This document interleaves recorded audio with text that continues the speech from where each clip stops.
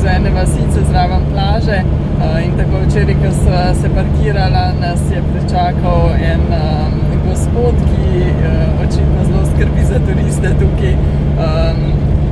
Vsi ga poznajo kot Mr. Park for Night, oziroma je drugače mu ime Sar, in svojim sinom Mustafo je pač tukaj na plaži ves čas in neko malo trgovinico ima. Opisuje vse ljudi, ki s kemperjem sem pridejo eno knjižico, tako da potem Camp Businessman okrog pot in ti pokaže, kdo je vse tukaj že bil v tej vasi.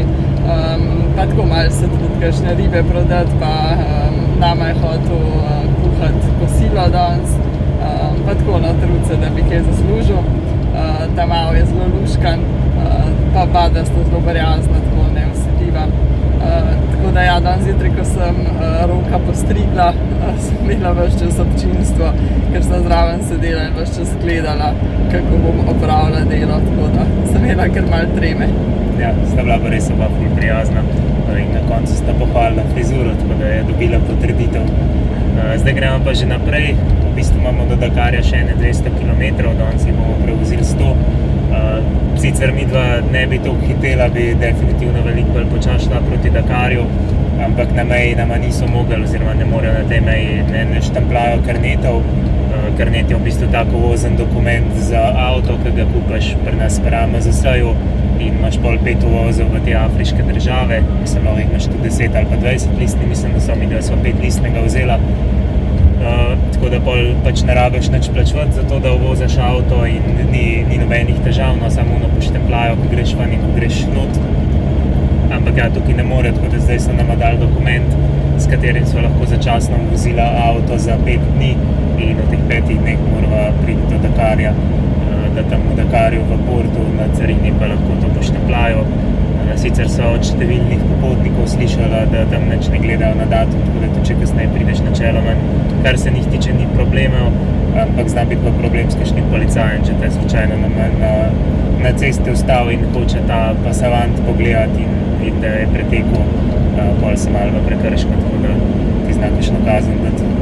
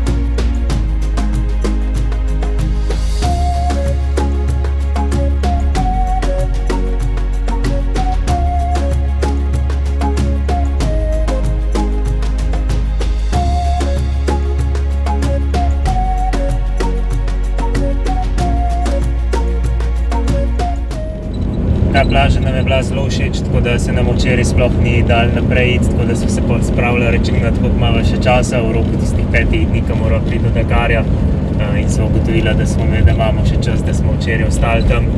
Tako da je bila to res dobra odločitev, ker smo se pol popoldne tudi kopala in sončno na plaži in je bilo res, po moje, takega poletja v celem potovanju še nismo imela.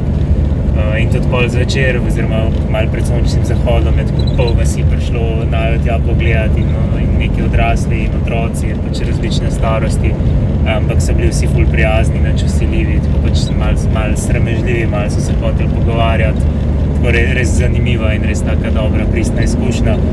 In tudi zanimivo je bilo, ker smo bila tam na plaži, so tudi ribiči prišli in so metali mreže noter in pol vlekli ven in je bilo tudi zelo zanimivo gledati, kako one mreže čist na roke in vse na roke delajo in kako so res izurjeni, tako da res se je splačalo stati tukaj. Ja, danes jutri smo potem šli še na sprehod, zelo dolg po plaži, ker se nam kar ni bilo za obrniti. Pol sem se še malo kopala pa sončila na plaži in je prišla ena punca, ki sicer je znala francosko, jaz ne znam francosko, ona pa ne angleško, tako da potem sva se po moje ene pol ure pogovarjale, tako da sva na pesek risale slikce in se nekako probale sporazumeti. Res je bila ful prijazna.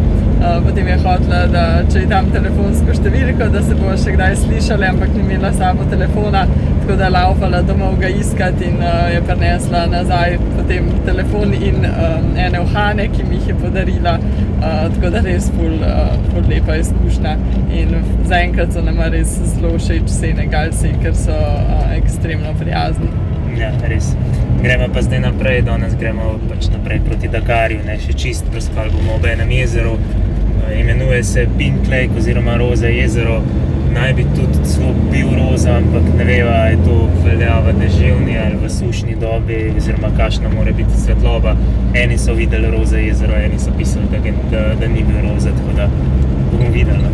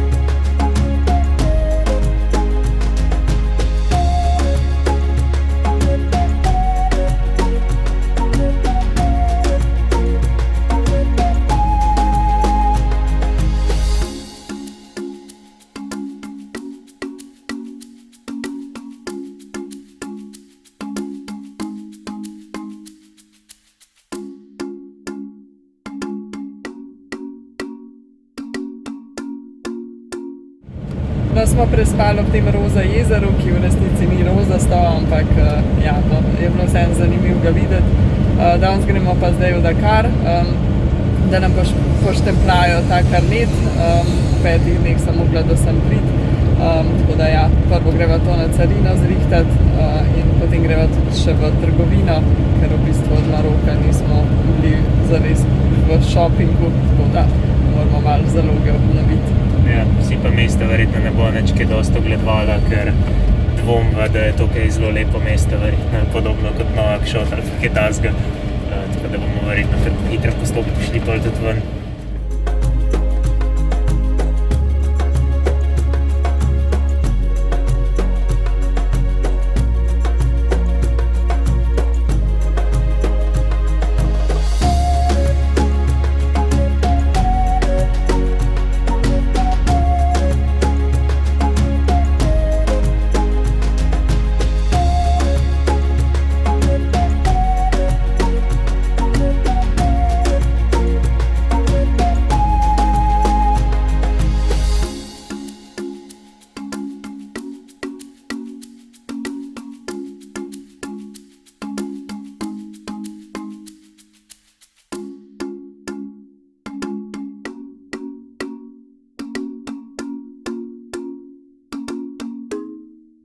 Današnji dan je bil res naporen, v bistvu je trajal do 5 popoldne, zato ker je promet v Dakarju zelo gost, ni tako kaotičen kot recimo v Nouakchotu, ampak res pa vse zelo traja, ker je ful veliko prometa, kamionov in seveda raznih konjev in podobno, tako da gre res zelo počasi. Ja, tudi tam za Karneti, ko so prišla, so imeli pauzo, tako da so tam mogla še 1 uro čakati, da so pol poštempljali. Sicer pol, ko so spet začeli delati, je res hitro šlo, niso nič kaj komplicirali, takoj so poštempljali, vedeli, kaj morajo narediti. Ampak ja, so pa tam čakala več kot 1 uro, pa so glih speljala tam in takoj na prvem krožišču še en policaj ostal, ker jaz nisem bil pripet, tako da nama je še za najprej hotel kazen napisati uradno, čeprav pa smo se zmenili, da smo tam direkt njemu nekaj malo plačala, mislim, da nekih 7 evrov, da so dala, tako da so na koncu uspela po afriško zrihtati. Tako da ja, še to nam je nekaj časa vzeli, tako da bomo zdaj kar tukaj v Dakarju prespali. Ja, upajmo, da bomo lahko jutri, da bomo lahko tle prespali, no, da nam noben ne bo težil in da bomo lahko jutri šli na izlet na eno toček. Ja, je pa to za ta vlog, pa se vidimo v naslednjem. Dio!